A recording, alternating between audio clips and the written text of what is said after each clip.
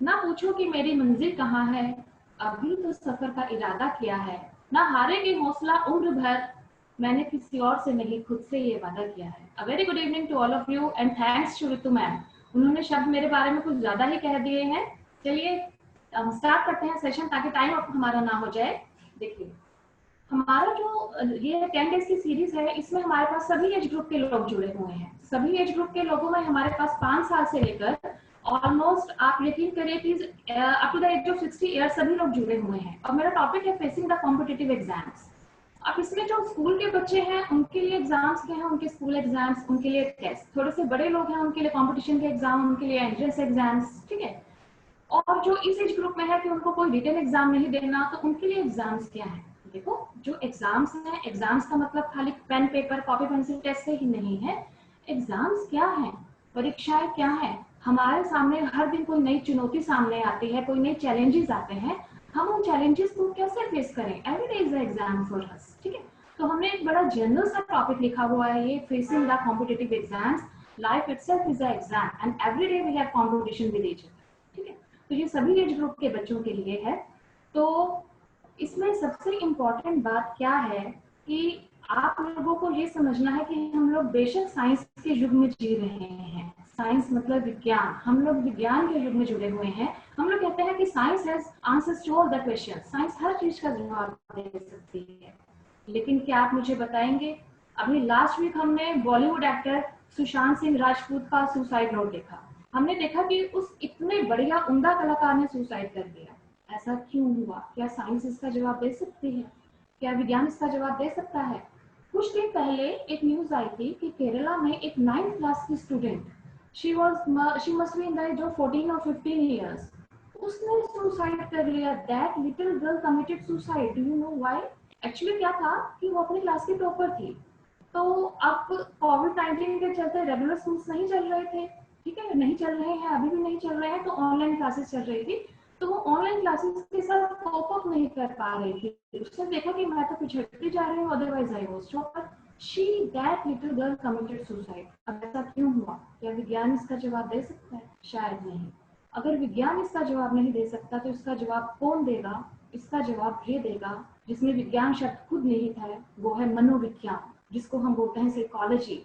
मेरी बात ध्यान से सुनिए, ध्यान से इस चीज को समझने की कोशिश करिए कि जिंदगी में कोई भी एग्जाम है उसको साइकोलॉजिकली हैंडल करना बहुत जरूरी है, ठीक है। चाहे वो written pen paper pencil test है, चाहे आपकी कोई भी सिचुएशन है, अगर हम उसको साइकोलॉजिकली हैंडल करेंगे तो डेफिनेटली हम उसको क्रैक कर जाएंगे, ठीक। तो साइकोलॉजिकली अगर हम बात करते हैं, पॉइंट नंबर 1 जो मैं शुरू कर रही हूँ वो है मेरे पास सर्वाइवल ऑफ द फिटेस्ट। ये हालांकि साइंस का भी कंसेप्ट है, लेकिन हम लोगों ने इसको साइकोलॉजी में भी इंक्लूड करते हैं। जब मैं बात करती हूँ सर्वाइवल ऑफ द फिटेस्ट, तो यहाँ फिटनेस का क्या मतलब है। मोस्टली हम लोग ये सोचते हैं कि फिटनेस का मतलब सिर्फ हमारी शारीरिक संतुलन है या शारीरिक हेल्थ है या फिजिकल फिटनेस है, हम इसको इंक्लूड करते हैं। लेकिन फिटनेस का मतलब खाली फिजिकल से मत लीजिए। Fitness means both physical and mental.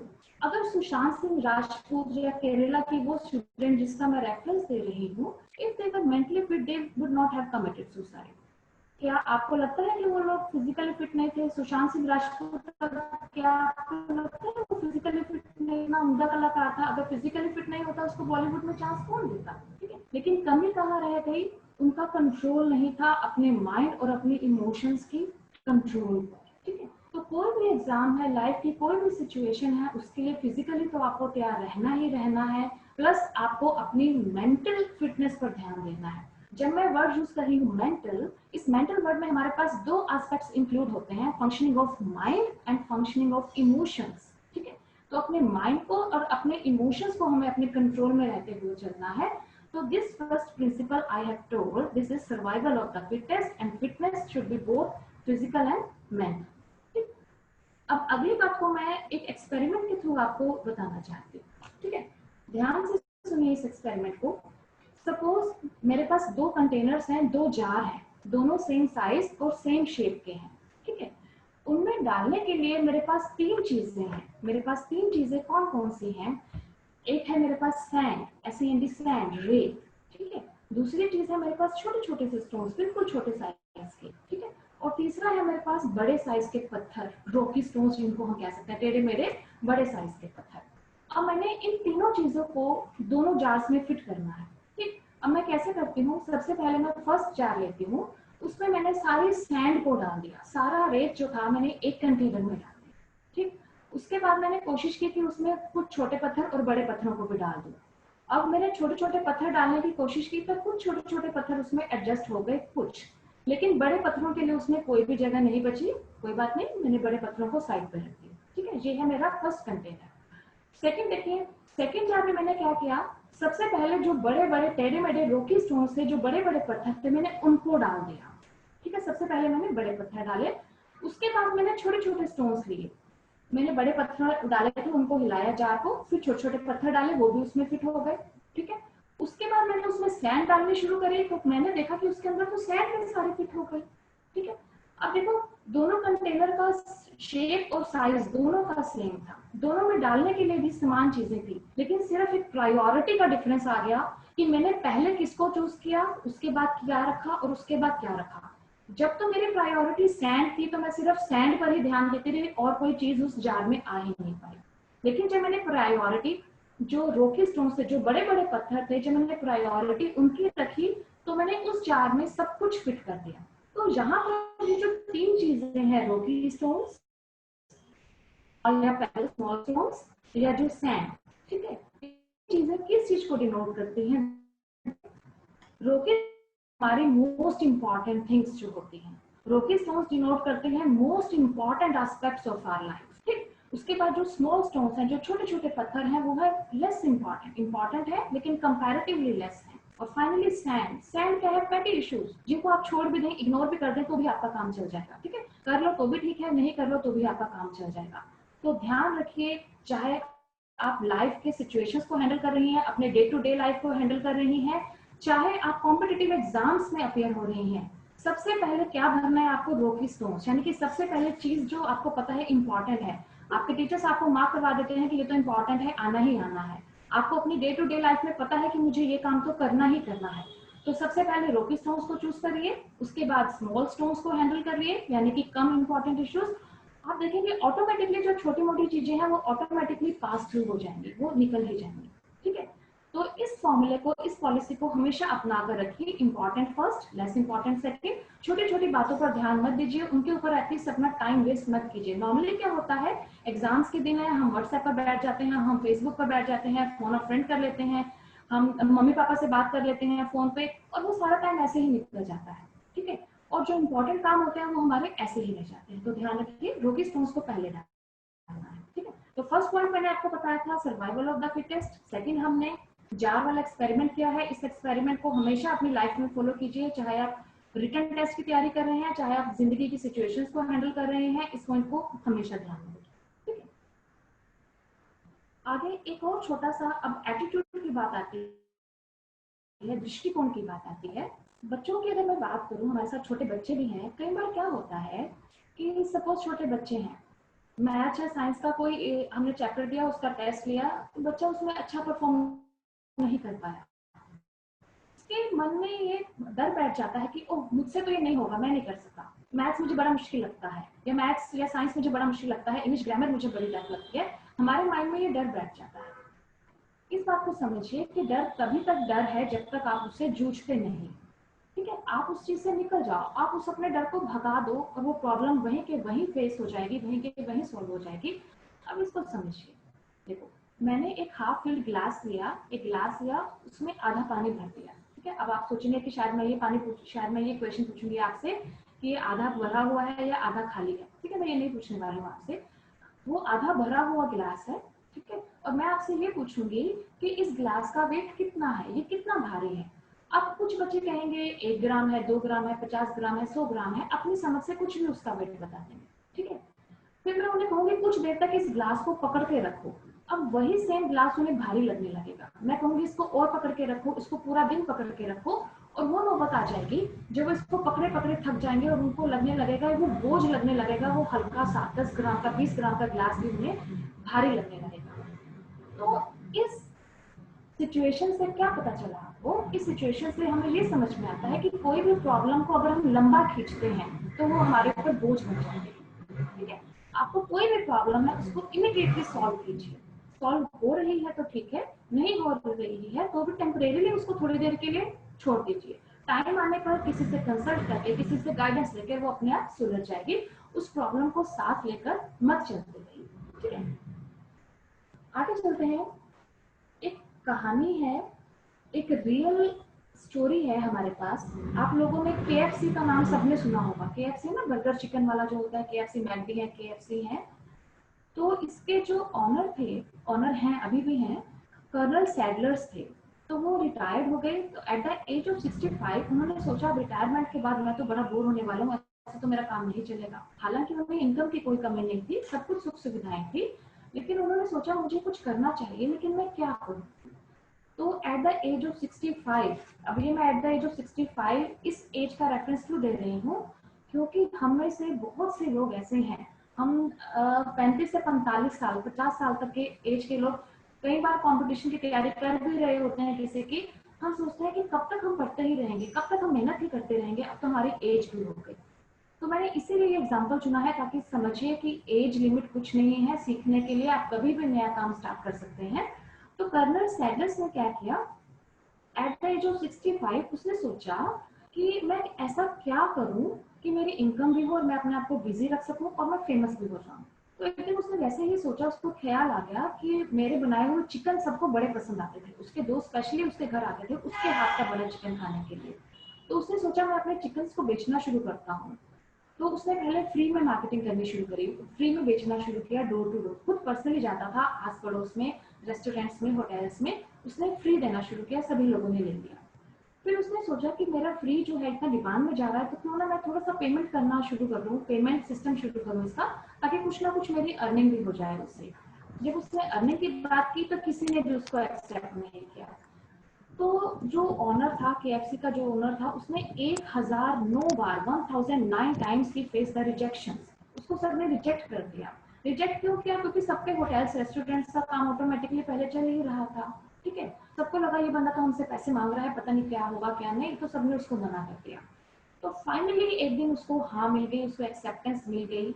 और एक्सेप्टेंस मिलने के बाद 1976 में, 1976 में वो वर्ल्ड का most famous personality of the year person बना, वो अपने चिकन के कारण। और उसका जो चिकन है वर्ल्ड वाइड फेमस है, KFC। जो KFC है उस सी में जो सी है ना, वो चिकन को डिनोट करता है। तो उस आदमी ने 65 साल की उम्र में आकर अपना जज्बा दिखाया, तो हम लोग क्यों नहीं दिखा सकते। ठीक है, अब हमारे स्टूडेंट्स में से भी मैं बात करूं, आप लोग जानते हैं बीएड हम लोग किसी भी ग्रुप में, एज ग्रुप में कर सकते हैं। ठीक है, बच्चे कॉरेस्पॉन्डेंस कोर्सेज करते हैं, बच्चे कोई और कोर्सेज करते हैं, तो वो किसी भी एज ग्रुप में कर सकते हैं। लेकिन कई बार करते करते हम ये सोचते हैं कि हम इतने बड़े हो गए कि हम क्या अभी तक पढ़ते ही रहेंगे, हम क्या अभी तक तैयारी ही करते रहेंगे। तो इसमें कोई बड़ी बात नहीं है, अगर हम कर रहे हैं तो अपने उत्साह से करिए, ये आपको डेफिनेटली रिकॉग्निशन देगा। जिस चीज पर आप पहुंचना चाहते हैं वो आपको वो काम जरूर हासिल होगा। ठीक है, अच्छा, एक छोटे बच्चों के लिए कहानी है। छोटे बच्चे नॉर्मली ये सोचते हैं कि जब हम छोटे थे ना तो हम ऐसा नहीं कर सकते थे, तो उनके माइंड में कंसेप्ट ये बैठ जाता है कि हम बड़े हो गए हैं तो बड़े होकर भी हमसे नहीं होगा। छोटे होते मुझे मैथ्स से बड़ा डर लगता था, तो मैंने बड़े होकर भी मैथ्स नहीं पढ़ा, क्योंकि मुझे ये लगता था कि मैं पहले नहीं कर पाई तो अभी नहीं कर पाऊंगी। एक बार की बात है, एक बार एक आदमी था, तो उसके पास ग्रुप ऑफ एलिफेंट्स था। उस ग्रुप में 5 एलिफेंट थे, 5 हाथी थे, और बहुत अच्छे हाथी थे, बहुत अच्छी किस्म के हाथी थे। तो एक बार एक आम आदमी रास्ते में से जा रहा था, उसने देखा कि ये आदमी 5 हाथियों को लेकर जा रहा है, और पांचों हाथियों के जो आगे की 2 टांगे थी उनमें रस्सी बंधी हुई थी, और रस्सी बिल्कुल माइनर पतली सी छोटी सी रस्सी बंधी हुई थी। तो जो राहगीर था, जो रास्ते में मिला, तो उसने कहा कि भाई साहब, आपके हाथी हैं, हाथियों में इतनी ताकत होती है, और ये हाथी इतनी शांति से पैरों में रस्सी बंधवाकर लंगड़ा लंगड़ा कर चल रहे हैं, ऐसा क्यों। ये तो हाथियों में इतना बल है तो कुछ का कुछ उखाड़ के फेंक देते हैं, छोटी सी रस्सी, पतली सी रस्सी, इनके किस खेत की मूली है, इसको तो ऐसे ही उखाड़ देंगे ये।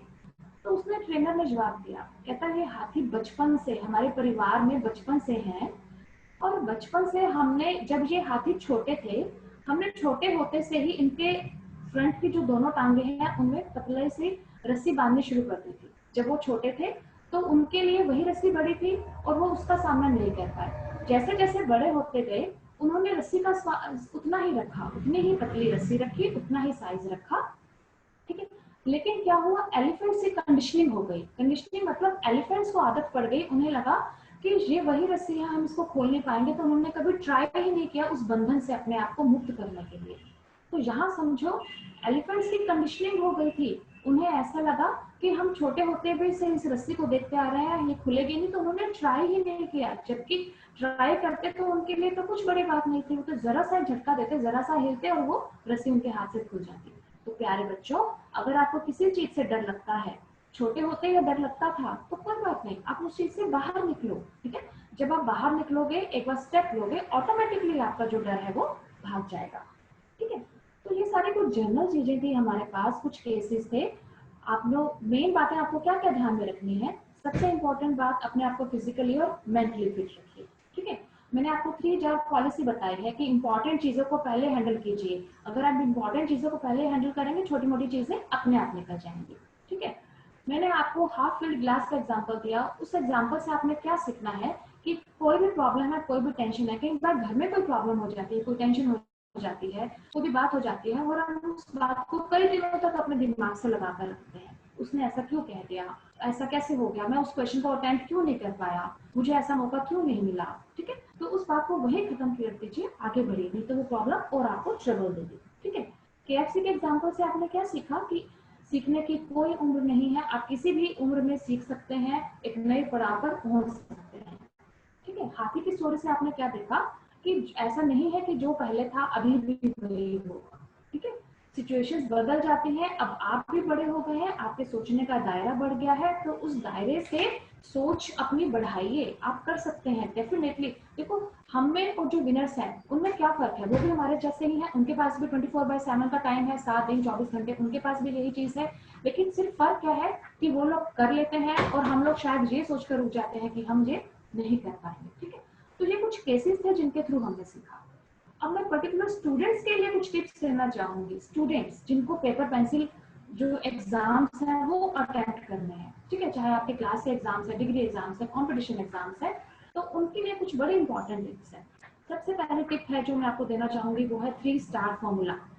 टिप का नाम है 3 स्टार फॉर्मूला। देखो, आप कोई भी चीज पढ़ रहे हो, चाहे आप क्वेश्चंस की फॉर्म में कर रहे हो, क्वेश्चन आंसर्स की फॉर्म में कर रहे हो, चाहे चैप्टर कर रहे हो, ठीक है, आप क्या करो, आपको जो चीज बहुत अच्छे से आती है, इतने अच्छे से कि आप उसको सेकंड टाइम ना भी करो तो भी आप उसको क्रैक कर जाओगे, उसके ऊपर 1 स्टार लगाओ, ठीक है। वो आपको पहचान दे देगा। जब भी आप बुक खोलोगे उसके ऊपर 1 स्टार लगा हुआ है, तो इसका मतलब आप इस चैप्टर को, इस कंसेप्ट को नहीं भी देखोगे, आपको वो आता है, ठीक है। फिर जो चीज आपको हल्की सी मुश्किल लगती है उसके ऊपर 2 स्टार लगा दो, ठीक है। फिर जो चीज आपको सबसे ज्यादा मुश्किल लगती है कि इसके ऊपर तो मुझे बहुत मेहनत करनी है अभी, उसके ऊपर आप 3 स्टार लगाओ, ठीक है। तो नेक्स्ट टाइम आप जब भी बुक देखोगे तो आपको पूरे पूरे चैप्टर दोबारा से पढ़ने की जरूरत नहीं होगी, आपको पता होगा आपको क्या आता है, क्या नहीं आता, और जो चीज आती है वो किस लेवल तक आती है। 1 स्टार है यानी कि आपको ये 100% आता है, 2 स्टार है यानी कि हल्का सा देखोगे आपको आ जाएगा, और 3 स्टार है इसका मतलब आपको इसके ऊपर काम करना है, ठीक है। अब काम करने की स्ट्रेटेजी क्या है, जो 1 स्टार है उसको अभी छोड़ दो आपने, क्योंकि बुक में से आप देख रहे हो ना कि मुझे क्या करना है क्या नहीं करना है। स्टार लगाया है आपने, 1 स्टार लगाया ही तभी है क्योंकि आपको वो चीज आती है। जो 2 स्टार है उसको 2 बार करिए, जहां आपने उस 2 स्टार को 2 बार कर लिया वो आपके माइंड में फिट हो जाएगा, ठीक है। जिसके ऊपर 3 स्टार है उसको 3 बार एक्चुअल में करिए, ठीक है। ये मत सोचो कि 1 बार कर लिया हो गया, 2 बार कर लिया हो गया, नहीं, क्योंकि उसका डिफिकल्टी लेवल आपके लिए ज्यादा था, उसको 3 बार करिए और आई एम 100% श्योर वो आपकी मेमोरी में फिट हो जाएगा, ठीक है। तो पहली टिप है आपके पास 3 स्टार फॉर्मूला, ठीक। दूसरी टिप है, हम लोग साइकोलॉजी में लर्निंग का चैप्टर करते होते हैं और एक लर्निंग ग्राफ को डिस्कस करते हैं, ठीक है। लर्निंग ग्राफ क्या सिखाता है कि थोड़े टाइम के बाद हमारे, अगर हम रिवाइज ना करें कंसेप्ट को, तो हमारे जो मेमोरी से वो कंसेप्ट डिलीट होने लगता है, हटने लगता है, ठीक। लर्निंग ग्राफ को अगर आप ध्यान से समझेंगे तो ये ग्राफ क्या कहता है, it shows the importance of repetition, importance of revision. अब ये रिविजन का एक पर्टिकुलर पैटर्न होता है, ठीक है। देखो, छोटे बच्चों को इस ढंग से सिखाया जाता है, उन्हें लाइफ लॉन्ग लर्निंग हो जाती है। हमें ABCD सिखा दी गई, ट्विंकल ट्विंकल लिटिल स्टार सिखा दिया गया, इस ढंग से सिखा दिया गया कि हम नींद में भी इसको बोले हमें आ जाएगा, ठीक है। लेकिन हम लोग जिस एज ग्रुप में होते हैं, किसी भी नई चीज को समझ लेना ठीक है, एक बार के लिए याद भी हो गया, लेकिन लंबे टाइम तक उसको रिटेन करना बड़ा मुश्किल रहता है, तो वो कैसे रहे? तो उस लर्निंग ग्राफ को समझिए। सबसे पहले कोई कंसेप्ट को आपने एक बार पढ़ा, ठीक है, सबसे पहले एक कंसेप्ट को एक बार पढ़ा, मान लो कि आपको उसको करने में 1 घंटा लगा, 1 घंटा यानी कि 60 मिनट। उसी कंसेप्ट को आप नेक्स्ट डे जरूर पढ़िए, उसी कंसेप्ट को आपने नेक्स्ट डे जरूर पढ़ना है। और जहां पहले 60 मिनट लगे थे, अब आपको सिर्फ 20 मिनट लगेंगे, क्योंकि वो फ्रेश है अभी आपके माइंड में, ठीक है। पहले आपको 60 मिनट लगे थे, अब 20 मिनट लगेंगे। फिर इसी कंसेप्ट को एक हफ्ते के बाद यानी कि डे 1 पर फिर से पढ़िए, और आपको अब 15 मिनट लगेंगे। पहले आपने फर्स्ट डे पढ़ा, फिर सेकंड डे पढ़ा, अब आपने 8th डे उसको आपने पढ़ना है। और जब आप पढ़ोगे आपको खुद लगेगा कि अब ये टोटल टाइम मुझे सिर्फ 15 मिनट का लगा है। अब आप उसको फिर अगले हफ्ते पढ़िए, यानी कि डे 15 पढ़िए। जब आप 15वें दिन उसको पढ़ोगे, आपको सिर्फ 8 से 9 मिनट का टाइम लगेगा उसको, ठीक है। देखो कहाँ एक चीज को करने में अभी 1 घंटा 60 मिनट लगे थे, 60 से आप 20 पर आए, 20 से 15 पर आए, 15 से 8-9 मिनट पर आए, और फाइनली आपने लास्ट डे दे लिया उसको, महीने के आखिरी दिन 30th डे, 30वें दिन। जब आप 30वें दिन दोगे, आप देखोगे कि आपको सिर्फ 5 मिनट लगे हैं। देखो कहाँ 60 मिनट लग रहे थे आपको उसको करने में।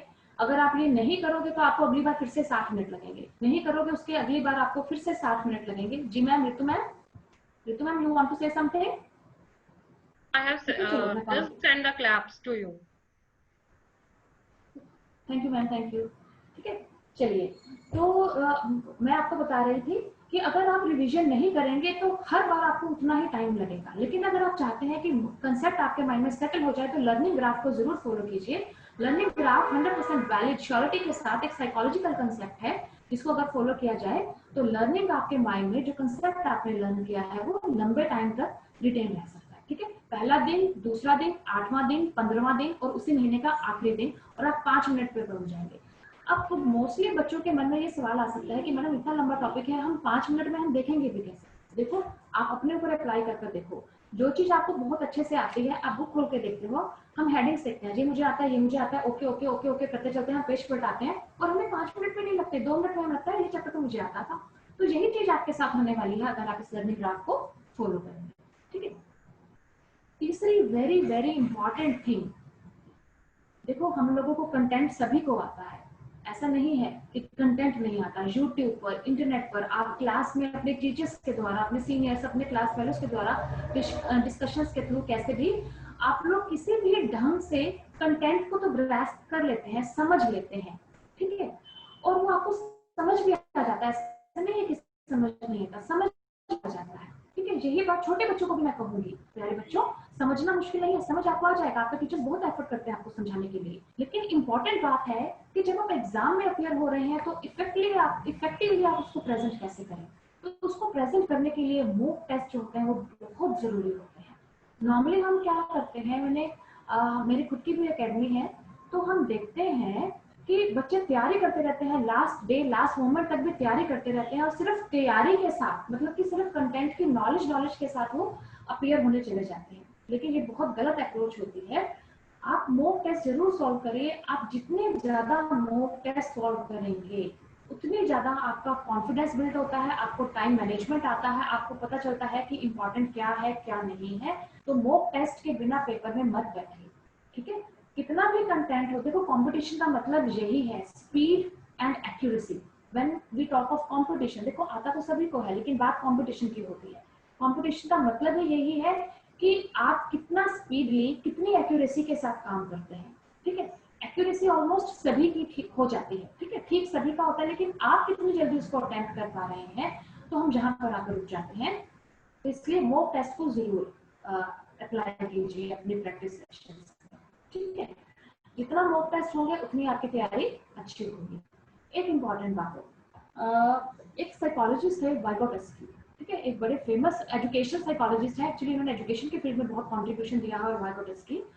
तो वाइगोटस्की कहते हैं कि जब हम इंटेलिजेंस की बात करते हैं कि बंदा इंटेलिजेंट कौन है, नॉर्मली हम लोग इंटेलिजेंस को कोरिलेट करते हैं कि प्रॉब्लम सॉल्विंग एबिलिटी होती है, या किसी भी सिचुएशन में अडेप्ट कर लेना इज इंटेलिजेंस, ठीक है। Adapting to environment is called intelligence, ठीक है।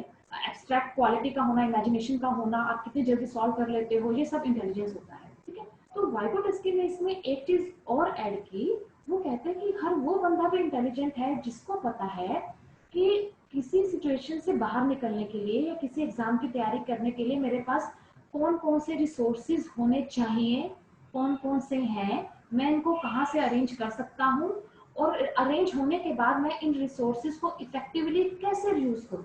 ठीक है, अब देखो, अब कोविड-19 का टाइम है, हम लोग सभी लॉक्ड हैं ऑलमोस्ट, ठीक है, या अगर इस टाइम अगर खुला भी है सब, तो बहुत ज्यादा ऐसा नहीं है कि बहुत ज्यादा रिसोर्सेज अवेलेबल हों, क्योंकि स्कूल कॉलेजेस नहीं खुले हैं। हम सोचते हैं कि कोचिंग कब शुरू होगी, क्लासेस कब शुरू होंगी, कब हम उनसे मिलेंगे, टीचर्स से मिलेंगे। तो देखिए, रिसोर्सेज की कमी नहीं है, आपके आस पड़ोस में बच्चे हैं। मैटर कहाँ से आता है? बुक्स में से ही आता है, आपके आस पड़ोस में है, आपके नेबरहुड में है। और सबसे बड़ी बात है, हमारे पास टेक्नोलॉजी है हमारे पास, ठीक है। इंटरनेट पर आप कुछ भी सर्च करिए, आपके पास हर चीज है, मॉक टेस्ट से लेकर कंटेंट, किसी भी चीज की कमी नहीं है। आपको बस सोर्सेज का पता होना चाहिए कि आपको क्या चाहिए और उसको यूज कैसे करना है, ठीक है। तो बहुत इंपॉर्टेंट बात है, बी रिसोर्सफुल। आप स्कूल के बच्चे भी हैं अगर, तो स्कूल के बच्चों को भी सब पता होता है कि मेरे पास ये टॉपिक है, कंटेंट सिलेबस उनको स्टार्टिंग में ही दे दिया जाता है, ठीक है। इस टाइम स्कूल खुले नहीं है तो कोई बात नहीं, आपके पास रिसोर्सेज है, आप उन रिसोर्सेज को यूज करिए और आप अपना कोई भी कंटेंट, कोई भी टॉपिक विद मॉक टेस्ट अपना तैयार कर सकते हैं, ठीक है। तो और सबसे इम्पोर्टेंट बात फिर से पॉजिटिव एटीट्यूड। देखो, बहुत बार ऐसा होता है, हम किसी कंपटीशन में 2 बार 3 बार 5 बार 10 बार अपेयर हो जाते हैं, फिर भी हम क्रैक नहीं कर पाते। कई बार हमें लगता है कि शायद ये चीज हमारे भाग्य में ही नहीं है, ठीक है। देखो, भाग्यवाद जरूर है, कर्म भी है और भाग्य भी है, ठीक है। लेकिन कर्म अगर नहीं करोगे तो भाग्य बिल्कुल ही जीरो है। उस भाग्य को बढ़ाने के लिए कर्म तो करना ही पड़ेगा ना, ठीक है। तो कभी भी निराश मत होइए। कई बार ऐसा होता है कि कोई चीज हमें देर से मिलती है, लेकिन वो मिल जरूर जाएगी। देखो, आप लोग पीछे रह गए हो, इसका मतलब ये नहीं है कि आप में कमी है या मुझ में कमी है, ठीक है। अगर मैं पीछे रह गई हूँ तो इसका मतलब ये है कि बाकी लोग जो है वो मुझसे ज्यादा एफर्ट कर रहे हैं, ठीक है। तो we should appreciate the efforts of others, ठीक है। We should not blame ourself. अपने आप को तकलीफ मत दो कि मैं ये नहीं कर पाई, ठीक है। तो एक पॉजिटिव एटीट्यूड के साथ, पॉजिटिव आउटलुक के साथ, चाहे वो रिटन एग्जाम है, चाहे आपकी लाइफ की सिचुएशंस है, आप उनको हैंडल कीजिए। आप बच्चे हैं, बड़े हैं, किसी भी एज ग्रुप में हैं, एक पॉजिटिव एटीट्यूड के साथ, फिजिकल और मेंटल दोनों टाइप की फिटनेस होनी चाहिए। इसके साथ एग्जाम में उतरिए, चैलेंजेस को एक्सेप्ट कीजिए, डेफिनेटली सक्सेस इज योर्स।